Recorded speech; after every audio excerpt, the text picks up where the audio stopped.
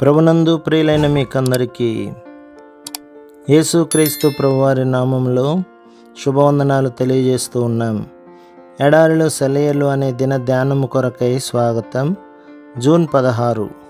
ఆయన వలననే నాకు నిరీక్షణ కలుగుచున్నది. కీర్తన గ్రంథం 62వ అధ్యాయం 5వ వచనం. మనం అడిగిన వాటికి సమాధానాల కోసం కనిపెట్టడాన్ని సాధారణంగా నిర్లక్ష్యం చేస్తుంటాం. ఇందులోనే మనం అడగడంలోని తేలికదనం బయటపడుతుంది. రైతు తాను వేసిన పంట కోతకి వచ్చేదాకా పాటుపడుతూనే ఉంటాడు. గురి చూసి కొట్టే ఆటగాడు తాను విసిరినది గురికి తగిలేదాకా చాలించుకోడు. ఓ డాక్టర్ అయితే తాను వేసిన మందు ఎలా పనిచేస్తున్నదో కనిపెట్టి చూస్తుంటాడు.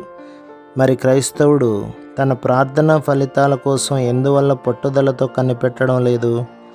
దేవుని చిత్తం ప్రకారం విశ్వాస సహితంగా వాగ్దానానుసారంగా యేసునామం పేరిట పరిశుద్ధాత్మ ఆవేశంలో ఈ ఇహలోకపరమైన ఆశీర్వాదాల కొరకు కానీ ఆత్మీయ అభివృద్ధి కోసం కానీ చేసే ప్రతి ప్రార్థన సంపూర్ణ అంగీకారాన్ని పొందింది లేక పొందుతుంది. దేవుడు ఎప్పుడూ తన ప్రజల విన్నపాలను అభిప్రాయాలను మొత్తం మీద ఉన్నవి ఉన్నట్టుగానే స్వీకరిస్తాడు. తద్వారా ఆయనకు మహిమ, వారికి నిత్యము ఆత్మీయ క్షేమము కలుగుతాయి. క్రీస్తు కరుణను ఆశించి ఆయన దగ్గరికి వచ్చిన ఒక్క అభ్యర్థనను కూడా ఆయన నిరాకరించినట్టు కనబడదు. అందుకనే ఆయన పేరిట మనం చేసే ఏ ప్రార్థన కూడా వృధాగా పోదని మనం నమ్ముతాము. ఓ ప్రార్థనకి జవాబు మనలను చేరవస్తూ ఉంటుంది. మనం దాన్ని చూడలేకపోవచ్చు. విత్తనం చాలా కాలం నేలలో ఉంటుంది.